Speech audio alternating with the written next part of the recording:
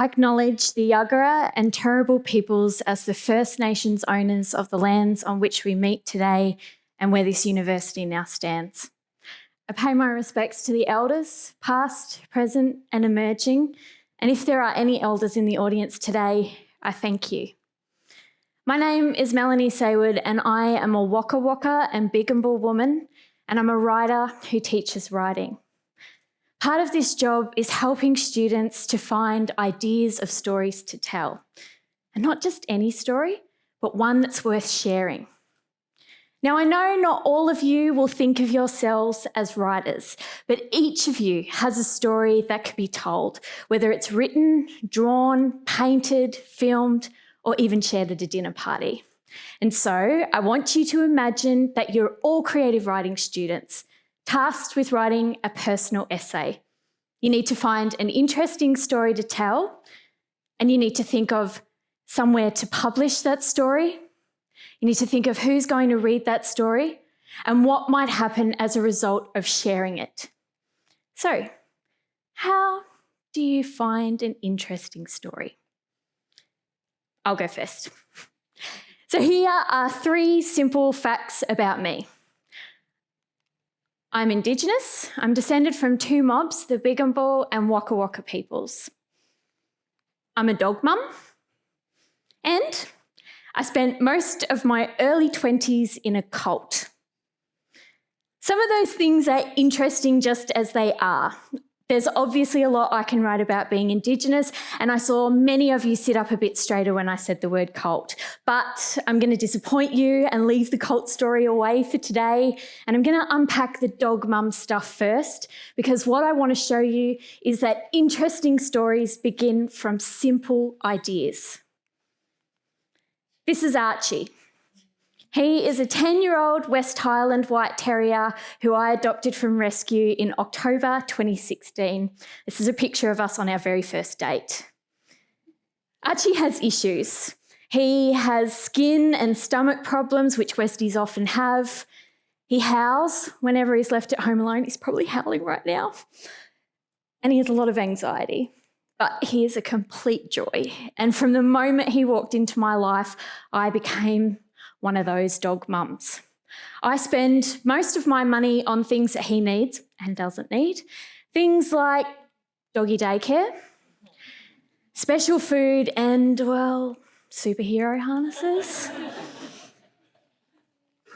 He was supposed to sleep in a bed on the floor, but at some point about 12 months into our relationship, he moved into my bed and he now has his own side and pillows.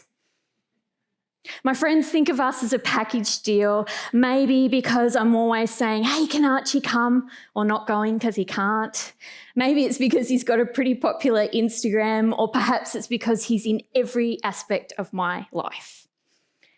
I adore Archie.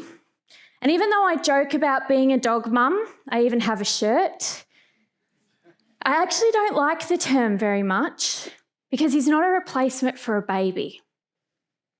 And even though the 2 of us make a family, for the last 3 years, I have been going through assisted fertility treatment.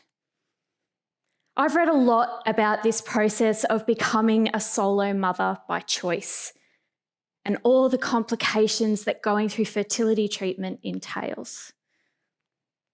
But I didn't read anything about what it was like to go through fertility treatment as an Indigenous person. See? Dog mum just got interesting.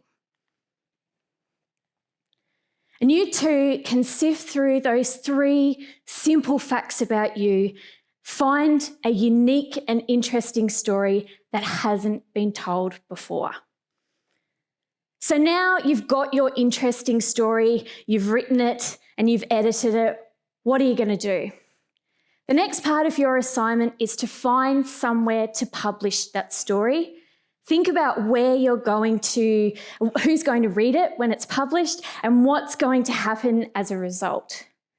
So late last year, I sifted through those 3 simple facts about me, and I wrote an essay called Decolonising the Sperm Bank. I wrote it really quickly and sent it off to an essay prize without thinking about what might happen. It was shortlisted. And as a result, I sold the publication rights to a literary magazine. A couple of weeks before it was due to come out, the publisher contacted me and asked if she could pitch my story to the media. And all of a sudden I realised my story was about to become very, very public. My workmates were going to know. My students were going to know. Strangers were going to know. And it was in the publisher's very best interest that as many people knew and read my story.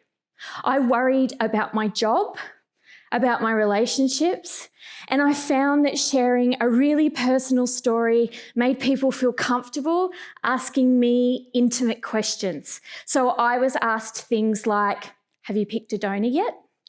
Is that a little baby weight you've put on? Or even, where are you in your cycle at the moment?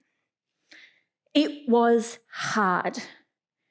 And you too might find that when you share those unique and interesting stories about you, it opens you up to similar fears and worries and concerns.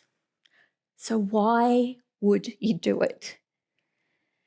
Well, for me, even though I don't know what those long-term implications of sharing and writing my story will be, I have to think about what the possible implications might be.